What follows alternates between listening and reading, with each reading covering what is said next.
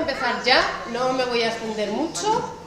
Lo primero, daros las gracias porque muchos de vosotros habéis venido fielmente todos los días a la Semana de la Ciencia. Espero que os hayan gustado estos días. Hoy no va a ser menos, porque además puedo decir, si me deja, que he echado un vistacillo a su presentación y me ha encantado. A ver si os gusta a vosotros.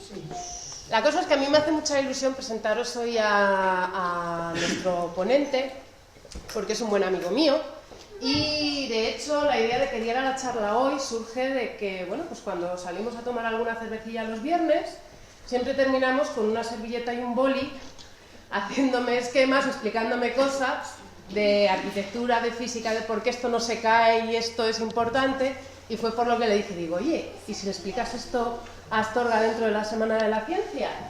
Y me dijo que sí, como, bueno, vale. Y al final está aquí hoy a contarnos cosas súper interesantes. Así que solamente quiero presentaros a Alberto García Garrote, que él es arquitecto de aquí de Astorga. Estudió arquitectura en la Universidad Alfonso X el Sabio de Madrid. Tiene también máster en prevención de riesgos laborales, en sistemas integrados de gestión y auditoría interna de calidad. Ha estado trabajando como arquitecto en varias empresas, como colaborador, y de hecho desde 2008 tiene su propio despacho de arquitectura aquí en Astorga. Es una persona muy amena, la verdad es que, bueno, en eso quizá a lo mejor soy un poco subjetiva, pero yo creo que nos lo va a demostrar a todos. Como no está muy acostumbrado a hablar en público, yo creo que lo va a hacer fenomenal. Nos vamos a dar cuenta todos, seguro, pero bueno, que le demos un gran aplauso para que entre en calor y nos dé una charla fantástica.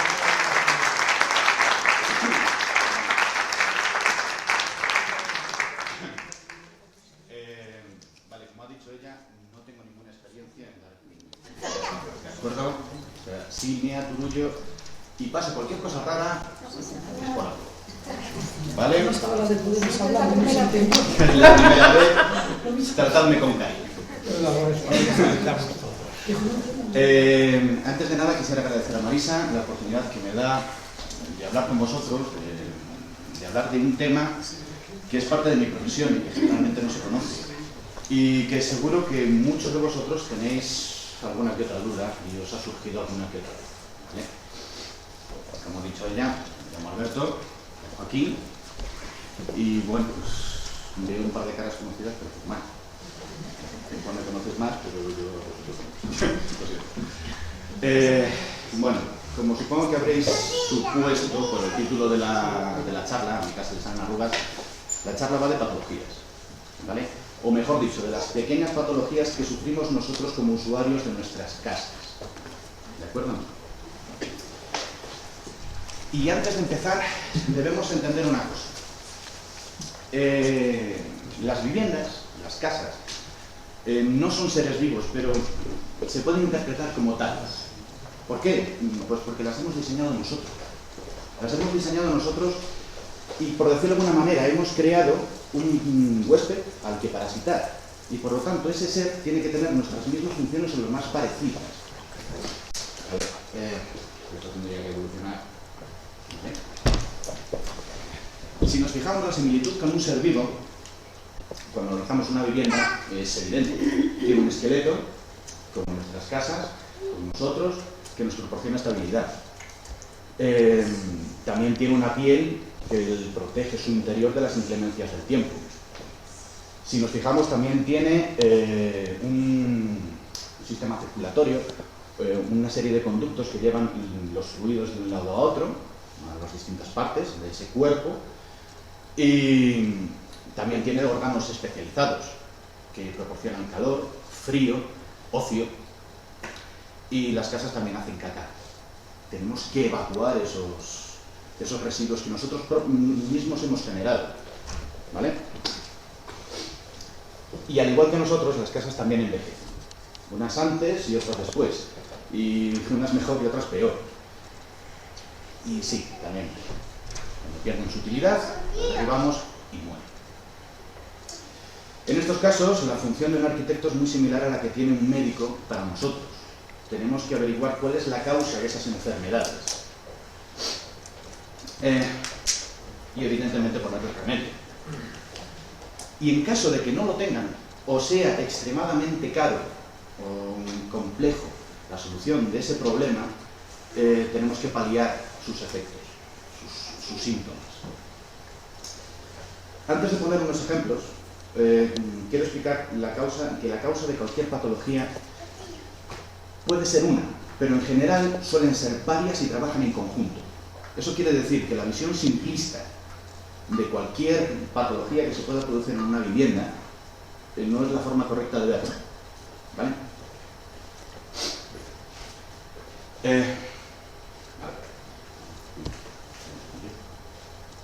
Aquí. Pongamos, por ejemplo, el caso de una humedad en la pared de la fachada, ¿vale? En una pared de la fachada. ¿Por qué existe esa humedad? Porque hay agua, evidentemente, ¿no? Pero, ¿de dónde viene ese agua? ¿Es del interior por condensación del ambiente o es del exterior porque la fachada ha sufrido un daño? Pues en ese caso, por ejemplo, puede ser del exterior. Si es del exterior, es evidente que es porque la fachada ha sufrido algún daño, ¿vale? Pero lo ha sufrido por la elasticidad de los materiales o porque se ha movido, o por el conjunto de ambas dos. Es decir, la elasticidad consiste, para el que no lo sepa o si le suena de algo a alguien, perfecto, en que el agua se mete entre los intersticios de la piedra, ladrillo, cualquier material pétreo y se expande. Y con el paso del tiempo se descompone. ¿De acuerdo? Pero esa descomposición, esa grieta se ha producido porque la casa se ha movido y ha producido esa grieta que ha producido esa elasticidad y por lo tanto entra el agua. Es posible. Es posible que la propia estructura se haya movido ligeramente y haya producido ese tipo de grietas. Y por lo tanto el agua entra. ¿Vale? Hasta aquí veis donde quiero llegar, ¿verdad? Que es que no hay una única causa. Son muchas las que pueden confluir para generar un único efecto. ¿De acuerdo? A ver, esto generalmente se lo he dicho a Marisa algunas veces. Si tienes un amigo arquitecto, ¿vale? Y le preguntas por qué puede ser esta grieta o cualquier problema que tenéis, él, como muchos, puede decir que puede ser por esto o puede ser por lo otro, pero puede, ¿vale? Puede, que os quede claro. No puede tener una idea concreta y clara de lo que os está pasando porque hacen falta pruebas. Hacen falta estudiar ese problema, analizarlo y llegar a una conclusión. Es lo mismo que si vosotros os encontráis con un amigo médico. Os lo encontráis por la calle y le preguntáis: oye, perdona, es que me ha salido una urticaria en el brazo. Él, como mucho, lo que te va a preguntar, ¿vale?, es si eres alérgico a la lana. No tiene más opciones. Claro, sin pruebas, sin saber qué tienes exactamente y saber tu historial, no tiene ni idea. Y dependiendo de la complejidad, llegará a una conclusión clara o no, porque tanto lo de él como lo mío no es una ciencia exacta. Llegamos cuando ya está construido, el médico llega cuando ya habéis nacido, en general, ¿vale? No sabéis lo mal que hechos que estáis, ¿vale? Bueno, aclarado esto, y perdón por no verme tanto, tranquilo, vamos a ver una serie de ejemplos cotidianos que generalmente tenemos en nuestras casas y que nos suelen preocupar, unas veces más, otras veces menos. Bueno, y son esas pequeñas fisuras, entre otras cosas, que se producen en nuestras casas. Y por favor, no confundir fisura con grieta, ¿vale?, que se usa indistintamente y no es lo mismo. Las grietas son muchísimo más anchas en general y muchísimo más profundas, y bastante más preocupantes. ¿Qué importancia tienen ese tipo de fisuras? En general, no mucho. Existe una regla no escrita, una especie de ley, que dice que básicamente, si no te cabe el dedo, no te preocupes, ¿vale? A ver, Sí. Por ejemplo, en un falso techo, pueden ocurrir, por ejemplo, este tipo de fisuras, ¿vale? Disfrutad el dibujín, con prisa, es lo que hay, ¿vale? Son producidas por distintos motivos en los falsos techos, imaginaros, ¿vale? Bien por compresión del edificio, bien por dilatación del mismo edificio, bien por dilataciones dentro de los propios materiales, bien por movimientos raros. Se pueden producir por muchas cosas. En general, este tipo de grietas, que suelen ser las más comunes que tenemos nosotros, se producen de la siguiente manera. Si es una grieta perimetral alrededor de la habitación, generalmente lo que nos indica es que ese falso techo ha sido comprimido o expandido. Digamos que el edificio se ha movido ligeramente. Es cuestión de nada, un par de milímetros y ya sufren este tipo de grietas, ¿vale? Es así.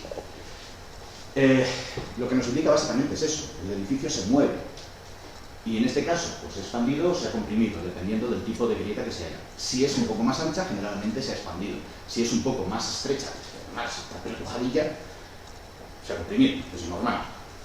En otras ocasiones se producen fisuras longitudinales. Ese tipo de fisuras longitudinales se pueden producir por varias causas.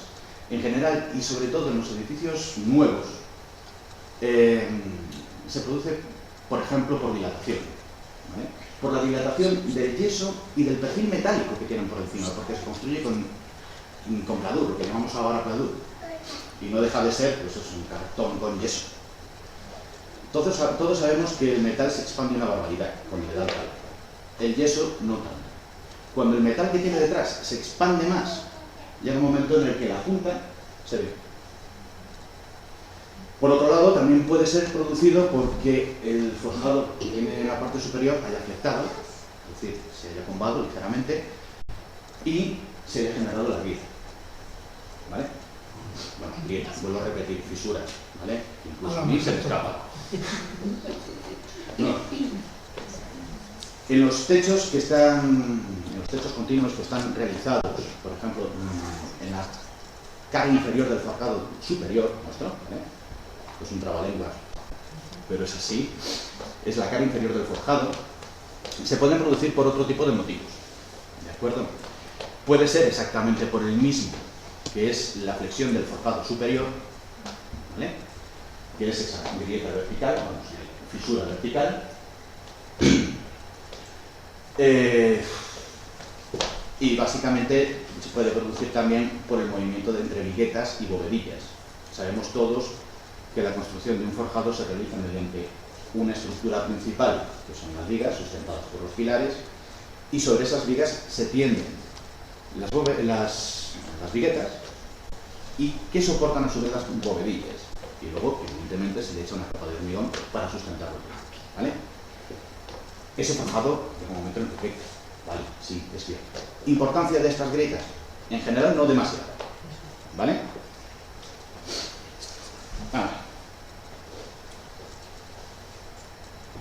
Sí.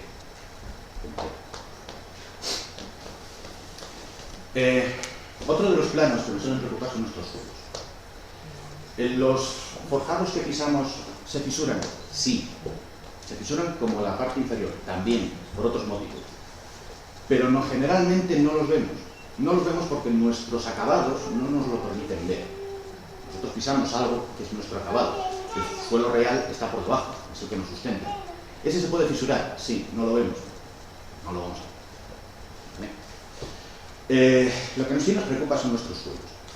Y si nos fijamos cuando nuestras baldosas se levantan, o nuestros suelos de madera, pues también se levantan.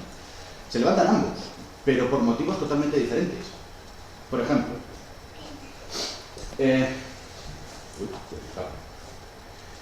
los suelos de madera y los suelos laminados se parecen mucho y en general suelen ponerse de forma más o menos indistinta.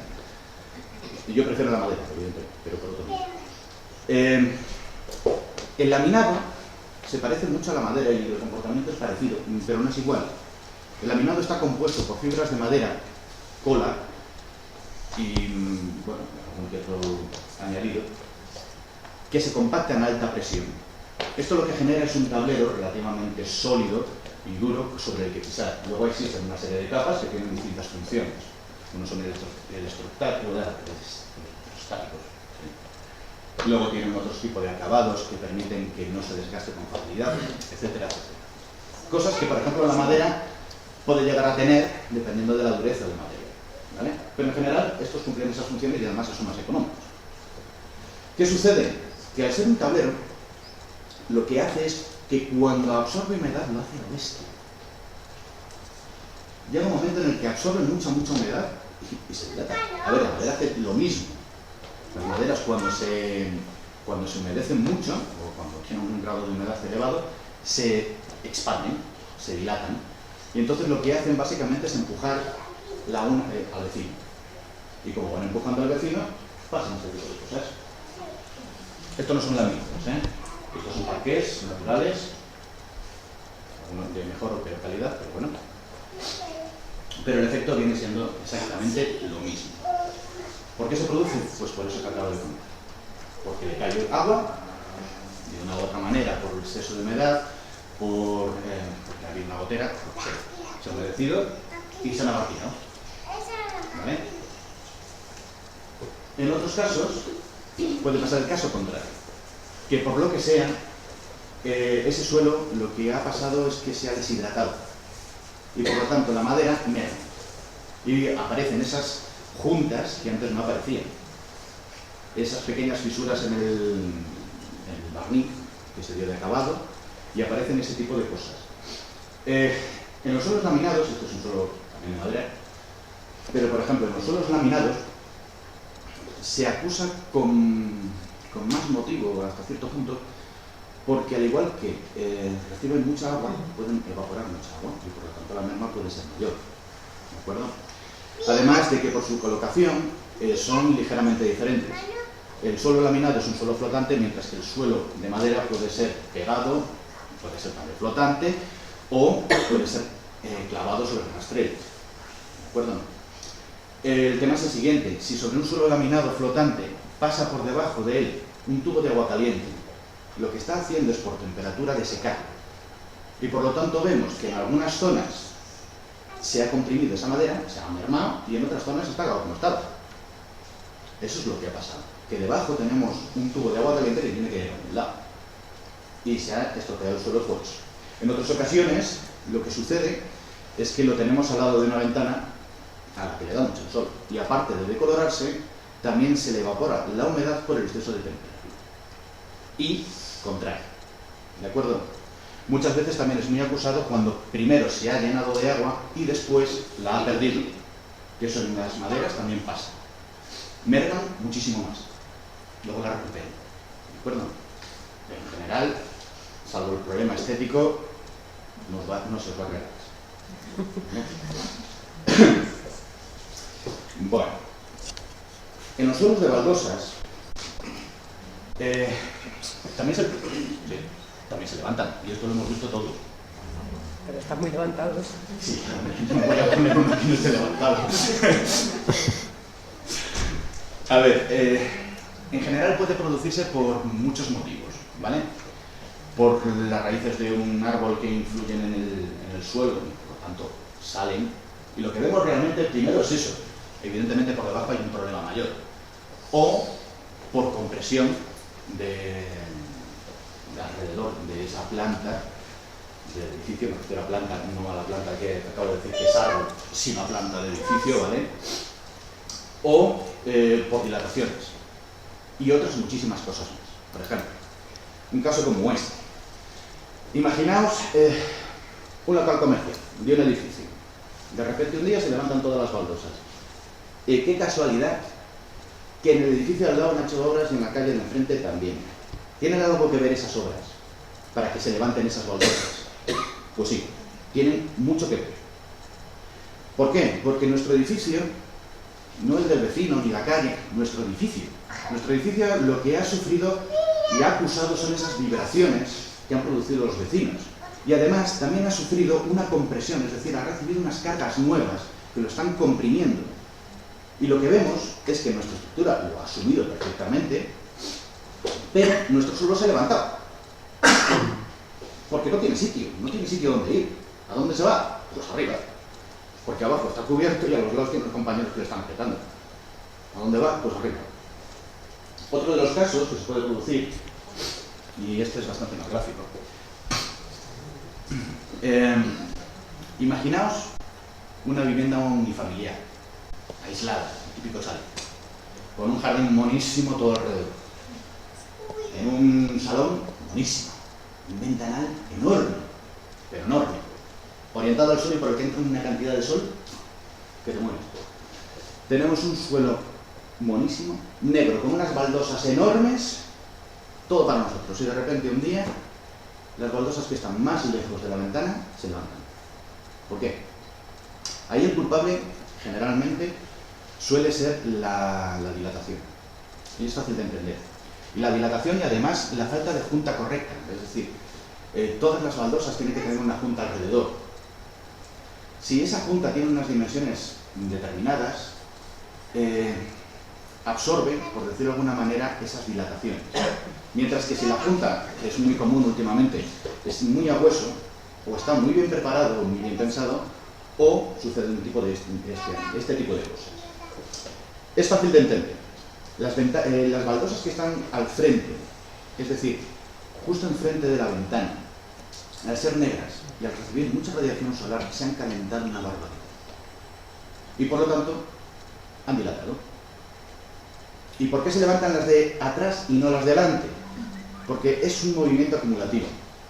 Es decir, las de adelante se desplazan un poquito, las de atrás un poquito más, y así sucesivamente hasta que las de atrás dan contra la pared y no tienen más sitio donde ir. ¿Vale? Entonces, saltan. Normal. Vale.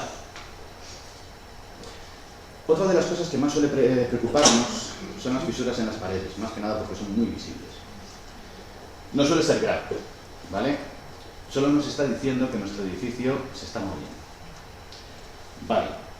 Hasta ahora me habéis oído hablar de flechas, de que la casa se mueve, de que existen movimientos de distintos tipos, y encima os digo que es normal, ¿vale? Es normal, ¿vale? De hecho, esos movimientos están previstos y se contemplan en las leyes de edificación y además tienen una serie de baremos, ¿de acuerdo?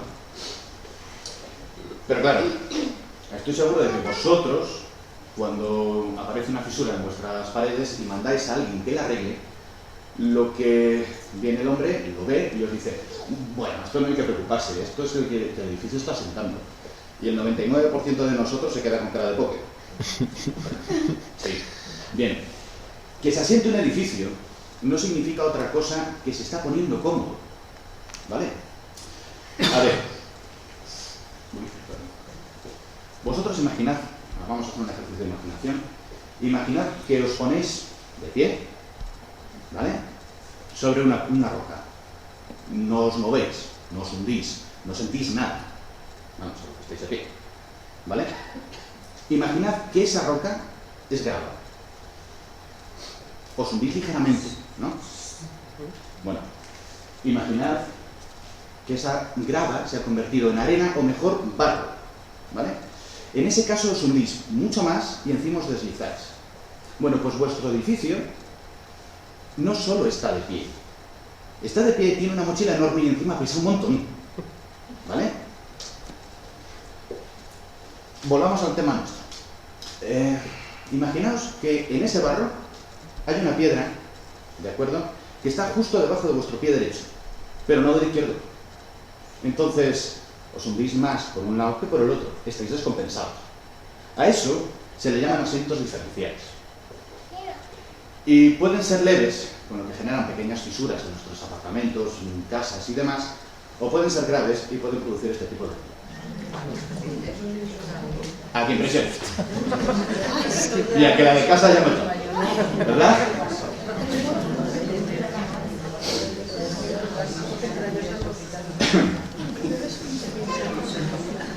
Bien. Volvamos a nuestras paredes. Vale. Sabemos que los edificios se mueven, ¿de acuerdo? Pero no sabemos cómo, o mejor dicho, no sabemos cómo interpretar la traducción que tienen esos movimientos en nuestras paredes, ¿vale? A ver, A esos, eso generalmente suele ser un máster, que dura alrededor de 2 años, dependiendo de lo bien que se te dé, con lo que voy a resumirlo a lo bestia, ¿vale? Bueno, algunos de los efectos que se pueden producir por ese tipo de movimientos, ¿vale? Son, y el que más acostumbrado estamos a ver, es este tipo de grieta. Grieta, no sé si es una grieta, pero bueno, haceros una idea que es una fisura, ¿vale? Que nada, porque no encontré otra foto. Lo que sucede con este tipo de fisuras generalmente tienen la misma forma, suelen ser verticales en el centro del vano, más anchas abajo que arriba, o con forma de pastel. Imaginaos que en vez de ser así, es así, ¿vale? Tiene la misma causa, o muy parecida. Y en ese caso es que el forjado ha afectado lo que viene siendo que se ha combado hacia abajo. Y es muy normal, y sobre todo en casas que tienen una vida útil muy larga, ¿vale? Porque se ha movido y ha estado mucho tiempo. En casas nuevas también sucede, pero porque los materiales se están adaptando los unos a los otros, ¿vale? Se están aprendiendo a llevarse bien. Vale. Son bastante comunes. Otra de las que solemos estar, suelen ser bastante habituales, son las roturas de marco. Y no me refiero al marco de las puertas, ¿vale? Que también se rompen, pero son por motivos diferentes. ¿De acuerdo? Las roturas de marco, quiero que os imaginéis la estructura como un marco, compuesta por pilares a ambos lados, ¿vale? Y vigas arriba y abajo. El relleno es nuestro tabique, ¿vale? En ese caso, cuando se ha producido un asiento aquí, por ejemplo en un pilar, el otro pilar tiende a recuperarlo moviéndose hacia arriba, para que haya un equilibrio de fuerzas y la casa no se vaya a hundir, ¿vale? Se queda estático, pero se ha producido una deformación. Vosotros imaginad que es este tipo de cuadrado. Si tiráis de un lado, se estira en el otro, ¿verdad? Estos dos lados, este y este, se aproximan, pero este y este se alejan. Bueno, tenéis que entender una cosa, y es que los materiales pétreos funcionan muy bien a compresión. Es decir, si los apretamos, funcionan muy bien, pero si tiramos de ellos, es decir, a tracción, funcionan fatal. Vale, entendido eso, y viendo este tipo de esquemas, ¿qué sucede ahí? Generalmente el tipo de grietas que vamos a ver en una rotura de marco serían las siguientes. Paralelas a los pilares, ¿vale? Bien muy pegaditas a ellos o bastante cercanas a ellos, se producirá una fisura paralela. Esto lo que significa es que existe este tipo de fuerzas que nosotros le llamamos acortante. Es decir, una para abajo y otra para arriba implica que eso está haciendo la función de un cuchillo. Y por lo tanto la grieta tiende a ser muy limpia. Más o menos. Otro tipo de grietas que estamos viendo son estas. Grietas, fisuras, perdón. ¿Qué ha sucedido ahí? Que el centro del vano lo que ha sufrido es un giro, a eso le llamamos nosotros momento, ¿vale? Y ese momento se representa en la fractura con forma de S en la parte superior del tabique, cuando se encuentra con el techo, porque se está moviendo uno para un lado y otro para el otro, ¿de acuerdo? Generalmente sucede exactamente lo mismo en la parte inferior, pero no lo apreciamos porque los acabados no nos lo dejan ver. Lo que sí apreciamos es que el rodapiés se ha ido a la porra, se ha separado de la pared y hay que repararlo, pero no sabemos muy bien por qué. Bueno, este es uno de los motivos, pero otros, evidentemente.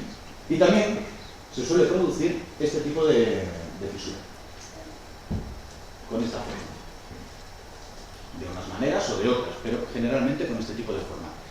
¿Qué significa eso? Que en ese punto, en esa línea, que es la que se ha alargado, existen una serie de fuerzas que están tirando de ese vano. Y por lo tanto, como he dicho antes, los materiales pétreos funcionan muy mal a tracción. Se rasgan, se rompen. Y se rompen algunas veces por donde está el mortero. Entendamos que nuestros tabiques, salvo que sean casas muy nuevas o muy baratas, dependiendo de cómo sea el asunto, están hechas de ladrillo. Y los ladrillos tienen el bloque de ladrillo con ladrillo de ladrillo, y entre medias mortero. ¿Qué lo sujeta? Si nosotros golpeamos el mortero es duro, pero si tiramos de él es más blandito que el ladrillo. ¿Y por dónde casca? Por el mortero, con lo que se producen ese tipo de grietas escalón. ¿Vale? Esto es muy común. Esto es muy común y sobre todo en viviendas, como ya dije antes, con mucha vida útil. Han tenido muchísimo tiempo para moverse y han acumulado los movimientos. ¿De acuerdo? Existen muchas causas por las que se puede mover una cimentación o una estructura. Existen muchas causas. ¿Vale? En general no suelen dar problemas. Salvo el estético, no suelen dar muchos problemas. Salvo, y aquí hago la salvedad, salvo que sean de muy rápido desarrollo y cada vez crezcan más. ¿Vale? Entonces estamos hablando de otra cosa más grave. Otra de las cosas que nos suceden muchas veces, y estoy seguro de que a la mayoría nos ha pasado, es que en el tabique del pasillo nos encontramos una grieta vertical, fisura, vertical con distintas formas, algunas en forma de S o de Z, otras verticales, propiamente dichas, y otras que más o menos siguen teniendo una pauta pero muy parecida. Y generalmente, qué casualidad, que cae un tabique perpendicular a ella que separa dos habitaciones del otro lado. ¿Qué te da culpa? El tabique, evidentemente el tabique. El tabique porque de alguna manera está empujando a esa pared del pasillo. Pero ojito, igual el tabique no tiene toda la culpa. Igual ese tabique lo que ha sido empujado por la fachada, que ha tenido algún movimiento, y ese tabique ha empujado a la pared del pasillo, con lo que estamos viendo una grieta. O el forjado aflectado, con lo que ese tabique ha sido arrastrado hacia atrás y por lo tanto genera otro tipo de grietas, parecidas, pero no son las mismas. Evidentemente, si tenéis alguna duda y os preocupa mucho, llamáis a un técnico, os lo dice y os propone una solución. ¿Vale?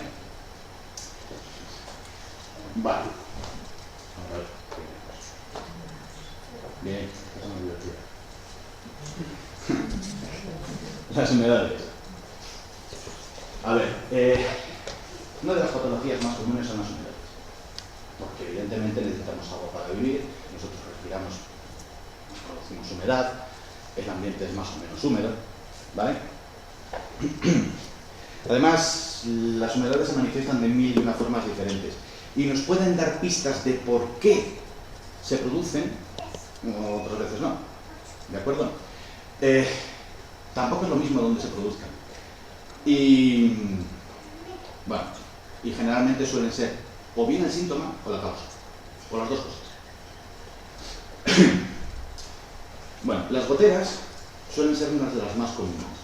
Pero claro, dependiendo de dónde se produzcan, te dan unas pistas u otras. Por ejemplo, imaginaos que es el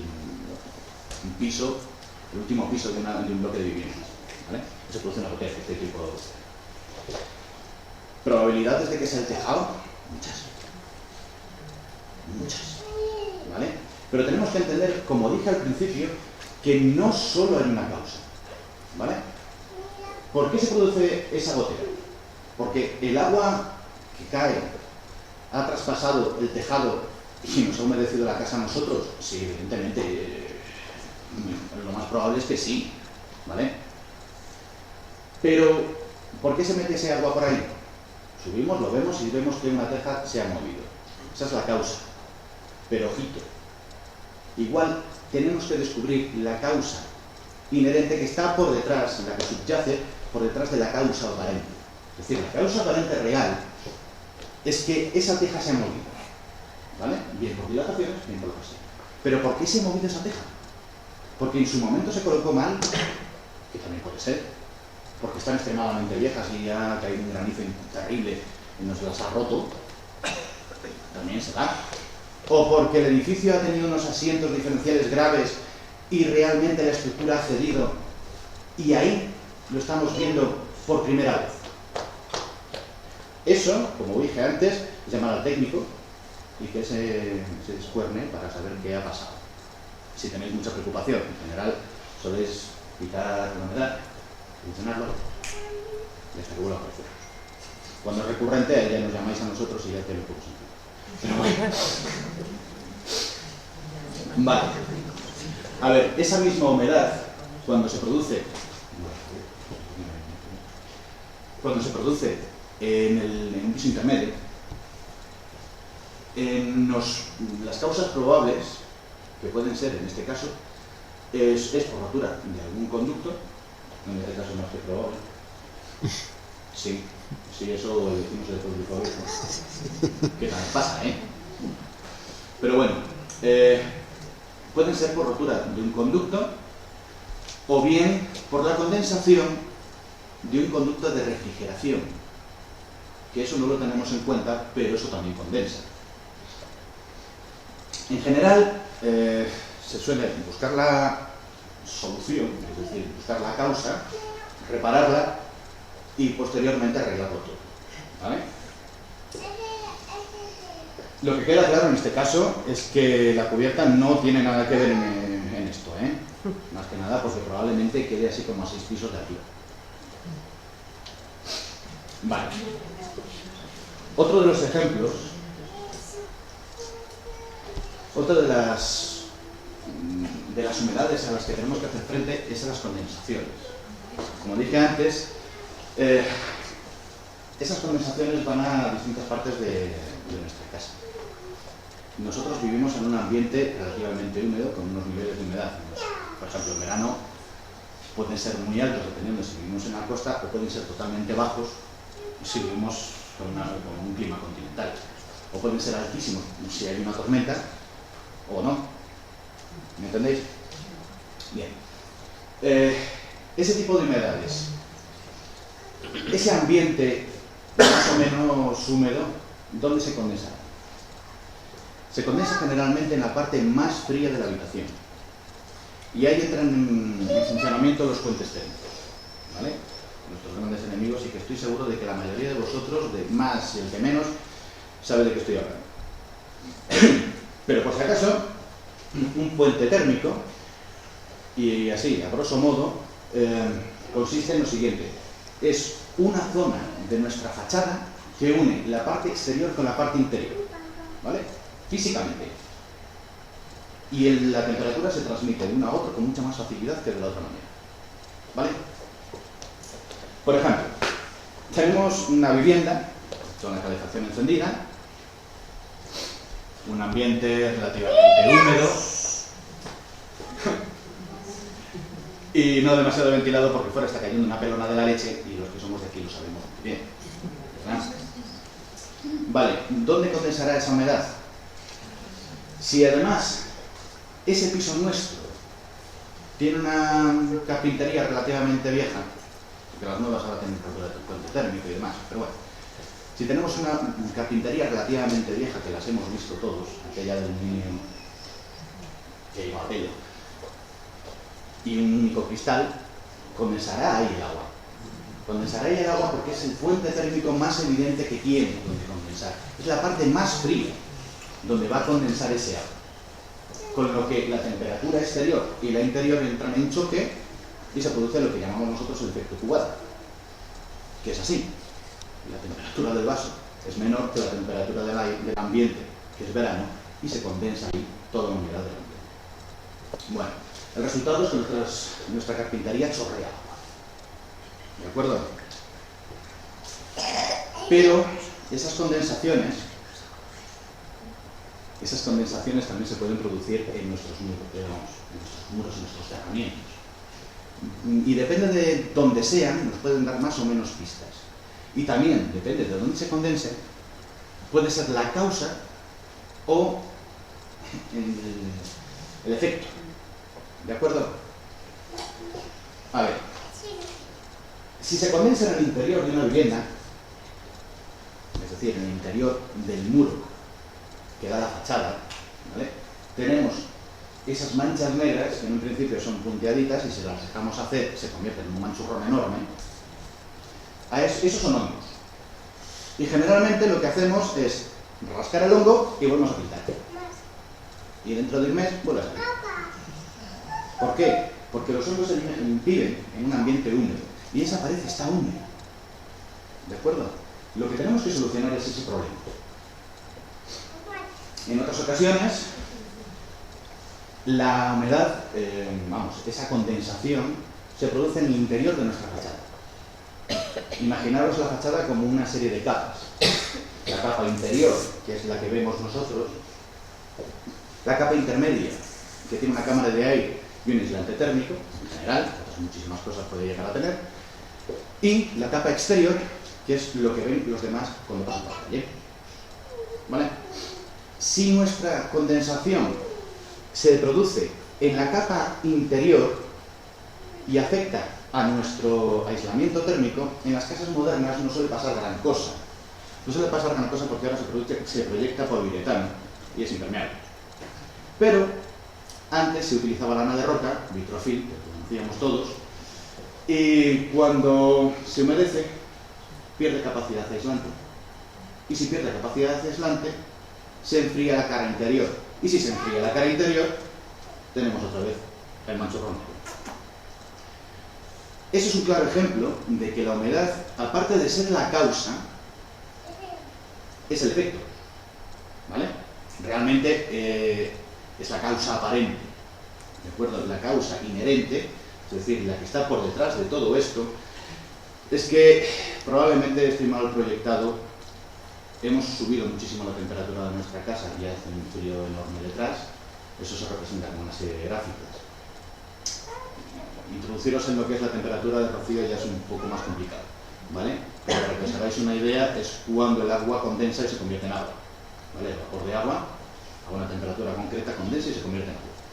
Cuando y la gráfica, en general, de las temperaturas que pasan desde fuera, que hace mucho frío, hasta adentro, no es una línea recta, ¿de acuerdo? Dependiendo del material, tomará una forma u otra. Cuando las gráficas se conectan, es decir, cuando la temperatura de rocío de un lado y de otro se conectan entre sí, en ese punto el agua condensa, porque es más frío, el ambiente ha llegado al punto en el que el agua condensa. Y dependiendo de dónde lo haga, fastidia de una manera o de otra. La solución, hay muchas. Puede pasar por mejorar nuestro cerramiento, puede pasar por calar un poco más de frío cuando nos vayamos a la cama, ¿vale? Y evitar pues, ese exceso de humedad.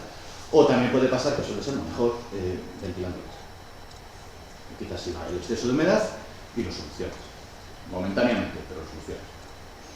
Bueno.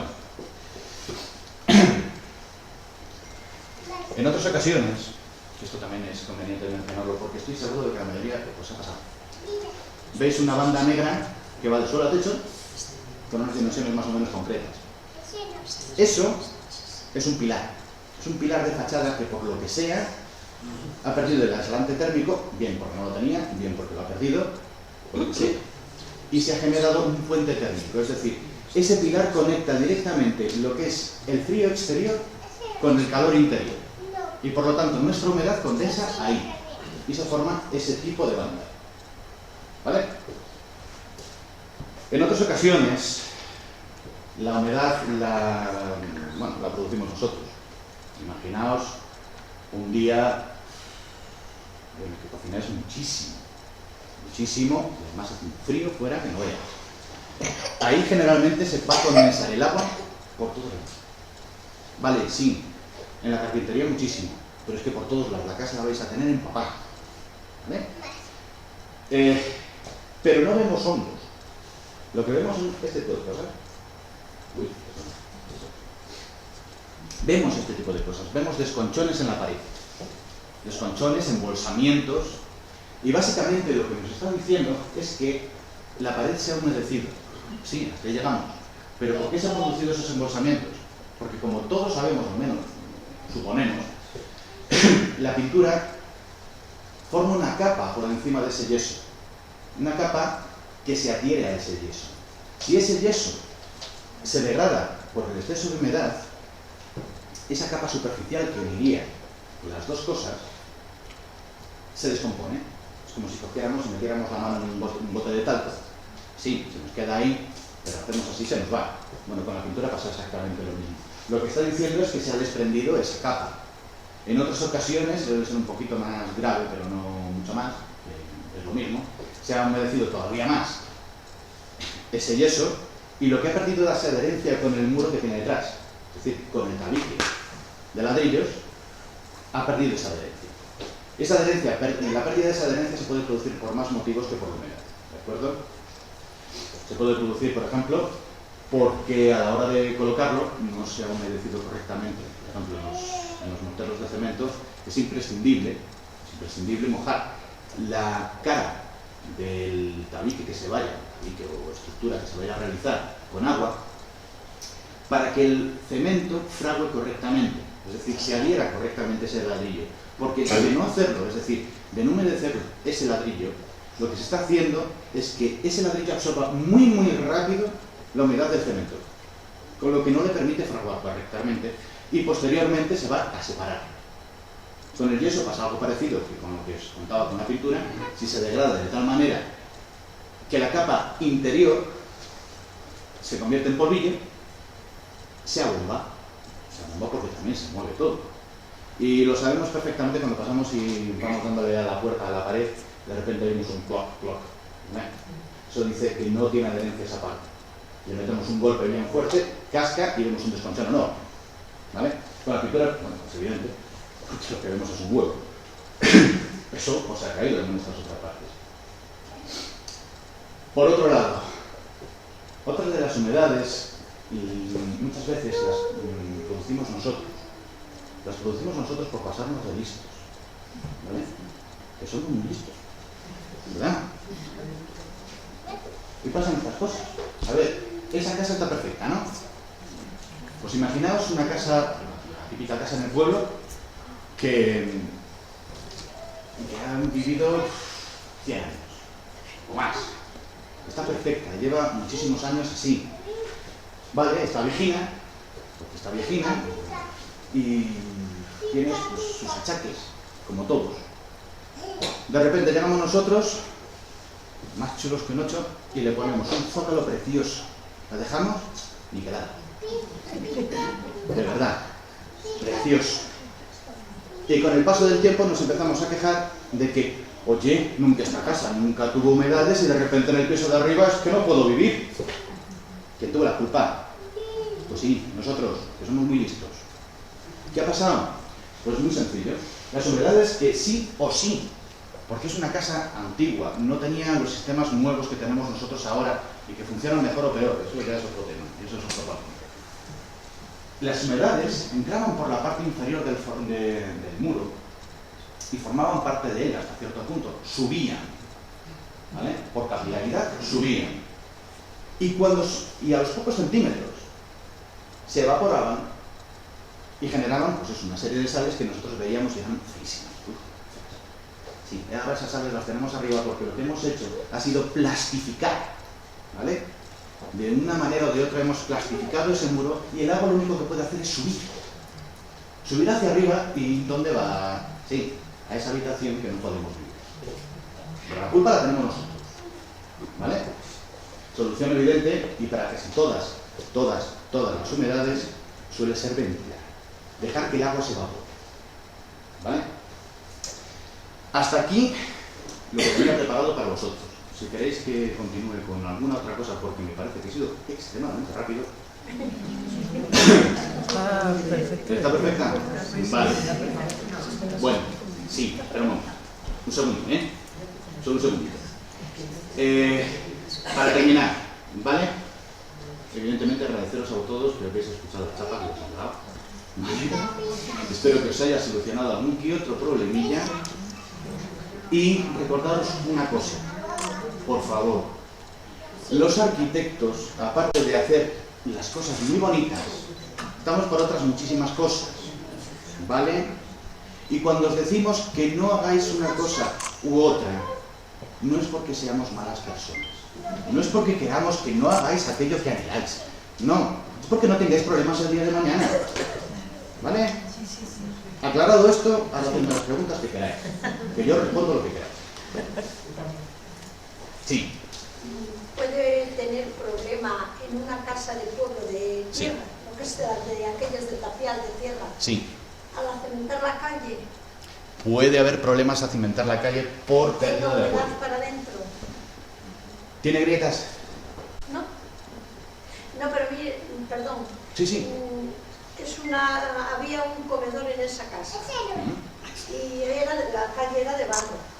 Entonces en el comedor pusieron un zócalo, como dice, muy bonito. Sí, precioso. Ahora resulta que al cimentar la calle, ¿sí? Ese zócalo tan precioso que es, ahora se me abomba todo y se me cae. Claro, porque ha pedido adherencia. Y entonces estoy pensando, yo digo, ¿qué le hago? Me da pena. El lado de dentro no se cae porque está muy bien, pero el lado que pega para la pared de la calle, claro, es que está todo... Y el lado de dentro probablemente se termine cayendo. A ver, esto, como ya dije antes... En ese zócalo, ¿qué puedo hacer? ¿Qué puede hacer? Ahora se lo explico. Bueno, quiero explicar. Como ya dije antes, hay causas probables, pero eso hay que analizarlo realmente, hay que ir, mirarlo, comprobar y hacer una serie de comprobaciones evidentes, ¿vale? Así, a grosso modo, puede que sea por, ¿vale?, que al hacer la calle nueva se haya evitado el drenaje que tenía la calle, ¿vale? Al ser de barro, esa calle drenaba sola. Corría el agua por los No, bueno, aparte de correr el agua, que por encima del cemento o de cualquier otro material también corre, sin problema. Ese barro absorbía mucha agua, pero también la evaporaba. La evaporaba con mucha más facilidad que lo que hayan puesto. ¿De acuerdo? Y probablemente lo que haya aumentado es el nivel de agua que se introduce en su muro por capilaridad. ¿Qué sucede? Que la parte interior también se va a terminar despegando, dejándola evolucionar, ¿vale? Pero al tener menos posibilidades, porque hay un ambiente interior más caldeado, por donde quiere salir el agua es por los lados, ¿vale? Por los dos lados sale. Y dependiendo del tipo de mortero que se haya utilizado, igual para adentro se ha utilizado yeso, que es más poroso, pero para afuera se haya utilizado cemento, que es impermeable. Si es impermeable, ese muro se deteriora. ¿Y qué sucede? Lo mismo que con el yeso y la pintura. Se descompone y se cae. Básicamente lo que está haciendo es como si a nosotros nos sale una postilla. La postilla queda ahí pegada durante una temporada y luego se cae. Bueno, pues la casa está haciendo lo mismo, está rechazando ese material. De una manera o de otra. ¿Más o menos quedó claro? Soluciones no voy a poder dar, ¿vale? Evidentemente soluciones ahora no voy a poder dar, porque no sé exactamente lo que está pasando. Lo más probable es que sea eso, ¿vale? Es que se cae todo. Ya. Sí, que se cae. Antes de cogerlo yo lo iban tapando con cemento. Ya. Pintaban encima, pero no, se ve que... Ya. Es que el cemento es impermeable y no transpira. ¿Tenéis alguna pregunta más? ¿Alguna duda? Por parte de que se os caiga la casa. ¿No? ¿No hay ninguna pregunta más? Pues darle las gracias a Alberto por esta charla tan interesante. La verdad es que, a ver, no puedo hablar por todos, pero yo he aprendido un montón de cosas. ¿Verdad que sí? Y para ser la primera... Sí, gracias. No ha salido mal de todo.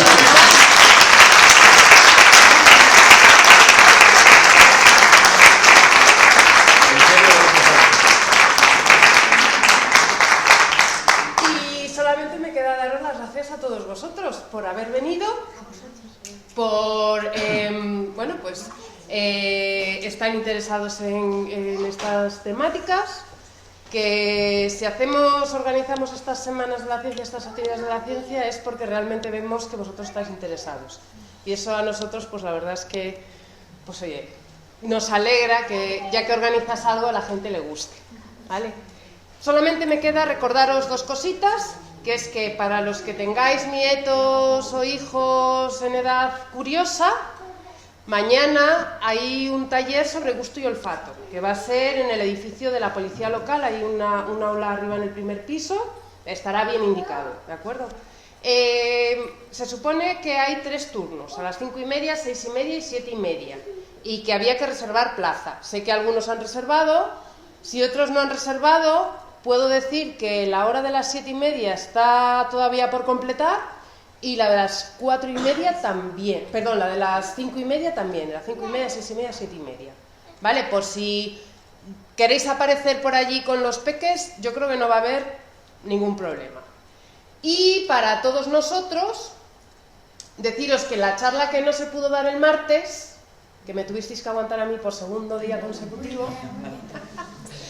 la vamos a tener el jueves que viene, ¿vale? Jueves día 3 a las 8 de la tarde aquí. Van a venir, esperemos que esta vez sí. A las 8. A las 8, sí. Para los que tenéis la Universidad de la Experiencia, tenéis un ratín para ir a tomaros un cafetín, así, descansar un poco. Si estáis interesados en volver, pues eso. Y nos van a hablar los responsables de Math Science sobre medicamentos biotecnológicos y cómo, pues desde León, los mandan y los hacen para el resto del mundo, ¿vale? Y nada más. Muchas gracias y espero veros el jueves y en las próximas actividades que hagan.